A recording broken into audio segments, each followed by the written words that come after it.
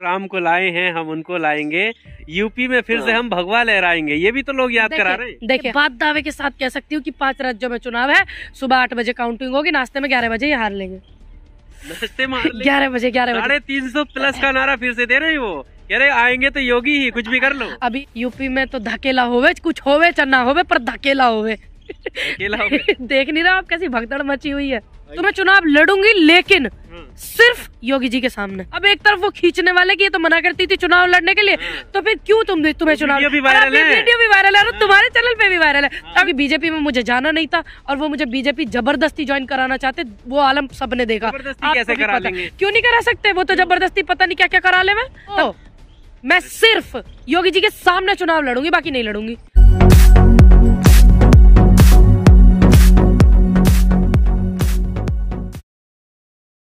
नमस्कार, आपके साथ मैं हूं आकिल रजा। आप देख रहे हैं AR न्यूज। लखनऊ में कांग्रेस के कार्यालय पर इस वक्त हम मौजूद हैं। हमारे साथ पूनम पंडित हैं, इनसे हम बात करेंगे और चर्चा इस बात की है कि गोरखपुर से CM योगी आदित्यनाथ के खिलाफ चुनाव लड़ने की तैयारी में है। पूनम, बहुत स्वागत है आपका। किस तरह की तैयारी है? ये सामने आया है कि आप जो है गोरखपुर से चुनाव लड़ने जा रही है। पहले तो जड्डा बहुत हो रहा, अपना ध्यान रखो सारे, ठीक है। दूसरी बात देखो, मेरा खुद का जो मन है वो चुनाव लड़ने का बिल्कुल नहीं है। हाँ, अगर मेरी पार्टी मुझे आदेश करती है, प्रियंका जी आदेश करती है, तो मैं चुनाव लड़ूंगी, लेकिन सिर्फ योगी जी के सामने, और कहीं से नहीं। और कहीं से नहीं। ऐसा क्यों कि गोरखपुर से और योगी जी के सामने ही लड़ना है? देखो, अब जब लड़ने की बात है तो लड़ना तो पड़ेगा ना, देश हित में, महिलाओं के हित में। बहुत सारे लोग तो ये बोलेंगे इसको तो लड़ना नहीं था। अब मैं क्या करूं? अभी इतने सारे लोग एक तरफ है, वो बोलते हैं बेटा आप लड़ो, आप जैसे लोग नहीं आओगे राजनीति में तो कौन आएगा। अब एक तरफ वो खींचने वाले की ये तो मना करती थी चुनाव लड़ने के लिए, तो फिर क्यों तुम्हें चुनाव, वीडियो भी वायरल है और तुम्हारे चैनल पे भी वायरल है, अभी तुम भी बोलोगे, है ना। लेकिन तुम ही 8, 10, 15 दिन पहले मुझसे बोल रहे थे क्यों नहीं आती आप राजनीति में, आओ। आप डर गई क्या? मैं इस चीज को बताना चाहती हूँ कि मैं डरी नहीं हूँ। अगर मैं चुनाव लड़ूंगी तो प्रदेश के मुख्यमंत्री के सामने लड़ूंगी। अपनी बात का भी तो सम्मान होता है ना, जो बोला लोगों से कि मुझे राजनीति में आना नहीं है, मुझे कोई चुनाव नहीं लड़ना है, मेरी जूती चुनाव नहीं लड़ेगी। बिल्कुल, देखिए, अगर मैं तो आज भी चुनाव नहीं लड़ना चाहती, लेकिन जब हमारी, मान लीजिए हम मैरिड हैं, तो हमें अपने परिवार के हिसाब से चलना होता है। अगर हम अनमैरिड है तो हम अकेले रहते हैं। अभी मैं राजनीतिक पार्टी से जुड़ी हूँ तो कुछ मुझे पार्टी का आदेश भी मानने चाहिए, ये मेरा कर्तव्य कहता है, इसमें क्या बात है। और दूसरी बात, मुझे नहीं पता था, मुझे इतना परेशान कर दिया ना, मुझे पार्टी से जुड़ना था किसी भी, मुझे परेशान इतना कर दिया जब भारतीय जनता पार्टी वाले मुझे जबरदस्ती बीजेपी ज्वाइन कर रहे हैं। मैंने सोचा इससे अच्छा तो मैं देश की अच्छी पार्टी ज्वाइन करूँ ना, तो इसलिए मैंने पार्टी ज्वाइन की। वो मुझे ये आप कुछ भी समझ लीजिए, परेशानी समझ लीजिए, कुछ भी समझ लीजिए, क्योंकि बीजेपी में मुझे जाना नहीं था और वो मुझे बीजेपी जबरदस्ती ज्वाइन कराना चाहते, वो आलम सबने देखा। कैसे करा लेंगे? क्यों नहीं करा सकते? वो तो जबरदस्ती पता नहीं क्या क्या करा ले। मैं तो मेरे ज्यादा पता जबरदस्ती पार्टी ज्वाइन न करवाते हुए उनके नेता एक भी छोड़ के ना आ सके, उनसे बिना पूछे। तो वो उनकी गाइडलाइंस मानते हैं, गाइडलाइन ना है, वो डर है। अब देखो ना, मौर्य जी ने बेचारों ने पार्टी छोड़ी, मुकदमा होगा। तो तुम्हें मुकदमे से डर था? मुझे मुकदमे से डर नहीं था, मुझे इस बात से था कि मुझे कहीं बीजेपी वाले न ले जाए अपनी पार्टी में। मैं बीजेपी में नहीं जाना चाहती थी, मैं बहुत ज्यादा परेशान भी हो गई थी और इतना ज्यादा सिस्टम खराब हो गया था।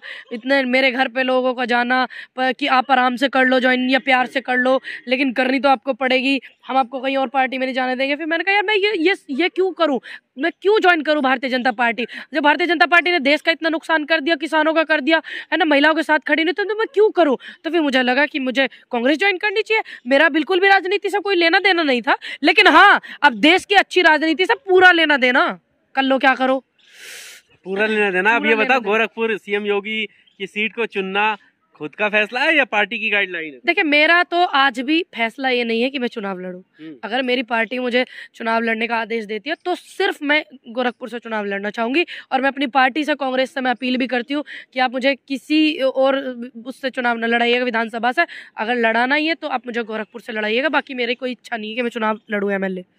टिकट नहीं होता है उसके बाद? मैं तो टिकट मांगा ही नहीं भैया, तो मैं काहे को, आप कैसे लड़ोगे? अब मैंने एक अपना वक्तव्य रखा। आपने पूछा कि आप चुनाव लड़ेंगे, मैंने कहा जी नहीं, मैं चुनाव नहीं लड़ूंगी। लेकिन हाँ, आपने कि नहीं किया। अच्छा, तो फिर कैसे कह रही है कि मेरा मन है कि वहां से? अरे मेरी पार्टी अगर बोलती है तो मैं सिर्फ योगी जी के सामने चुनाव लड़ूंगी, बाकी नहीं लड़ूंगी। अगर पार्टी कहती है तो। और भी तो हैं, अखिलेश यादव के सामने लड़ लेती। क्यों, हमें तो योगी जी ज्यादा बढ़िया लग रहे हैं, हमने सोची योगी जी के आगे लड़ ले। क्या दिक्कत है? योगी जी बेचारे मुख्यमंत्री रहे, अभी फिलहाल में भी हैं, है ना, तो सोच रहे हैं उनके आगे लड़ना, क्योंकि आप लड़ो तो इतनी मजबूती से लड़ो जो लड़ाई में भी पूरा आनंद आवे। तो मुझे लगता है कि मैंने जो आशीर्वाद की जो लाइन है वो मेरी अधूरी रह गई है। मैंने बोला था कि आशीर्वाद लेना योगी जी से, वो संत हैं हमारे और मार्गदर्शन हमें करेंगे, तो हो सकता है शायद ये जो मैंने बात अपनी रखी है कि मैं उनके सामने चुनाव, हो सकता है इसी दौरान उनसे आशीर्वाद ले लूं मैं। आशीर्वाद के लिए इतना कुछ करेंगे? हाँ, और आशीर्वाद संत है, देखिए संत है सनातन धर्म के, तो आशीर्वाद लेने में पता नहीं क्या क्या करना पड़ जाए, तो हमें तो इतना करना पड़ेगा, तो करेंगे।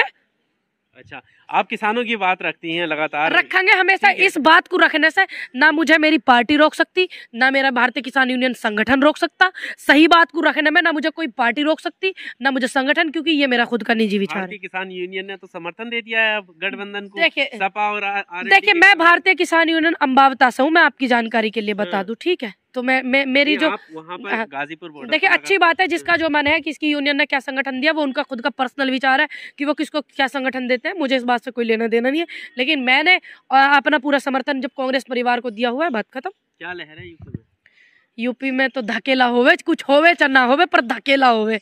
देख नहीं रहा आप कैसी भगदड़ मची हुई है? ये आरोप लग रहा है कि आप अब याद आई है कि लड़की हूँ, लड़ सकती हूँ, नए नारे दिए जा रहे हैं पहले से कुछ? मतलब अगर मानो मैं हूँ, अगर मैं इस बात को बोलती हूँ लड़की हूँ, लड़ सकती हूँ, तो ये मुझे भी ऐसी कहते। अब क्या मैं पैदा होती राजनीति चालू करती? लड़कियों को लड़वाया जा रहा है जिनका अभी तक वोट ही नहीं है। क्यों नहीं है? क्यों ऐसी कैसी बात कर रहे हो आप? जो चुनाव कमीशन है, क्या वो इस चीज को क्लियर कर देगा? ऐसी कैसी बात कर दी आपने? मैं नहीं कर रहा हूं। मैं अब की साल ही हुई हूँ, पूरी उम्र की पूरी अभी की साल ही हुई है, लड़ने लायक होगी मैं भी। मैं नहीं कर रहा हूँ, ये पॉलिटिकल पार्टी, ये पॉलिटिकल पार्टी कर रही है ना। प्रियंका जी के साथ जो लड़कियां हैं वो अधिकतर वो हैं जिनके वोट नहीं है। अब एक बात बताइए, प्रियंका जी के साथ जो लड़कियां उनको छोड़ दीजिए, जो चुनाव लड़ रही हैं आप उनकी बात करो। क्या चुनाव आयोग इस चीज को कर देगा कि इनकी उम्र ना चुनाव लड़ने की, कर दो पास? ऐसा थोड़ी कर देगा चुनाव आयोग। अब जो उनके साथ लड़कियां, उनकी उम्र हो ना हो, इनको क्या लेना? या इन्हें इसी बात से मतलब है कौन औरत के गैल कौन औरत रह रही है, कौन औरत की गैल कौन औरत लड़की रह रही है, इन्हें इन बातों से मतलब है ना, और काम ना कुछ। क्या बदलाव होगा देश में? बदलाव होगा। आप देख नहीं रहो कि भारतीय जनता पार्टी जो है सबसे आगे चल रही है। कायम है वो, आगे चल रही है। उत्तर प्रदेश की जनता जूता लेके पीछे चल रही है, के लिए आगे नहीं चल रही। जूता लेके पीछे जनता चल रही है, वो आगे चल रही है। पार्टी भाग रही है, सब लोग भाग रहे हैं। और क्या बोलते हैं, जितने भी उनके जो MLA हैं, जितने मंत्री संतरी तंत्री जितने भी बैठे हैं, जितने भी आए हैं उनकी पार्टी में भगदड़ मचा कर छोड़ करके, मैं उनको धन्यवाद करती हूँ। परमात्मा आप आए, देर आए दुरुस्त आए, पर आए तो सही। की तरफ थोड़ी आए, नहीं बेशक कहीं भी आए सही। अरे मनता तो आए, वहाँ भूकंप मचा के तो आए पार्टी में। इसका मतलब बीजेपी जो है हारनी चाहिए, चाहे जीते। बस बीजेपी देखे, बाकी आपको भी पता 30 साल से कांग्रेस उसमें नहीं है, लेकिन हम अपनी पूरी मेहनत करें, पूरे जोर लगा देंगे। लेकिन मैं ये बात दावे के साथ कह सकती हूँ कि 5 राज्यों में चुनाव है, सुबह 8 बजे काउंटिंग होगी, नाश्ते में 11 बजे ये हार लेंगे। नाश्ते में 11 बजे 350 प्लस का नारा फिर से दे रहे हैं वो, कह रहे आएंगे तो योगी ही, कुछ भी कर लो। अभी एक जो उनकी वो है मंत्री, महिला जो है, वो तो 503 की बात कर रही थी। 503 तो यूपी विधानसभा की ना। अब तुम क्या कर लो, कोई तथ्य नहीं जिन बातों का, उनका क्या कर लोगे? 350 के तो तथ्य है। 350 के तो है, लेकिन 503 की बात कर रही थी वो, अब तथ्य ही नहीं है। है बताओ क्या वो जो किसान आंदोलन चला था, सड़कों पे लोग बैठे थे और वो बेखुदी का आलम पूरे देश ने देखा था, और मगरूर लोग कुर्सी पे बैठे बकवास कर रहे थे, आतंकवादी खालिस्तानी बता रहे थे देश के किसान को। ठीक, लड़की का बलात्कार वो रात के अंधेरे में 2 बजे जलाई, क्या उस आलम को भूल जाएंगे? नहीं भूलने के। ठीक, 2019 में जब लोकसभा चुनाव हुआ था, जो 40 हमारे भाई शहीद हुए थे, उनको इंसाफ मिल गया, क्या उनके परिवार वाले भूल जाएंगे क्या? एक बार वोट डालने से पहले सारी चीजें याद कर लेना प्लीज, मेरा आपसे हाथ जोड़ करके अनुरोध है।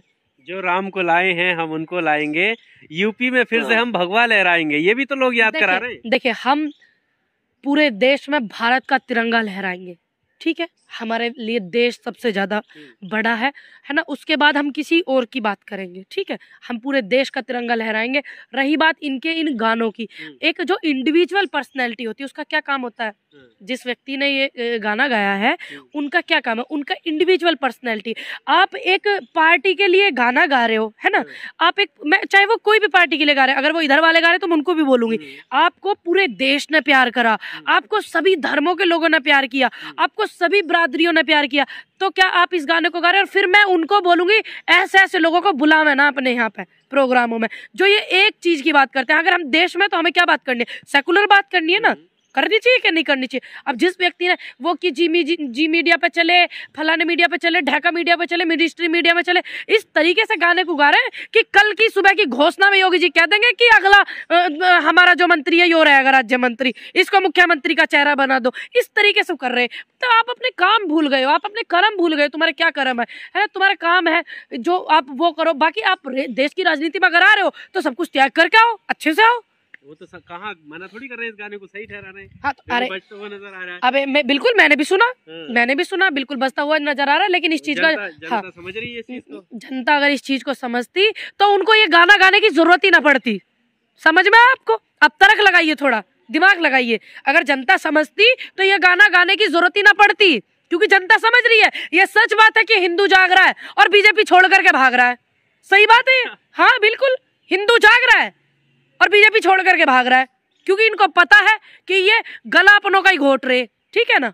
इनको पता है कि ये उन्हीं का गला घोट रहे जिनके ये नाम पर राजनीति करने धर्म के ठेकेदार बने फिर हैं। जो लोग भागे हैं उन पर तो पहले से ये आरोप लगे कि ये तो मलाई खाने वाले लोग हैं, दल बदलू हैं, आज इधर है कल उधर। क्या भरोसा कि इसमें रहेंगे नहीं रहेंगे? अच्छा, अब मतलब तुम्हें कुछ नहीं मिला, 6 कटोरों की तुम्हें मलाई चाटने को ना मिली, तब तुम्हें यही बात रहेगी?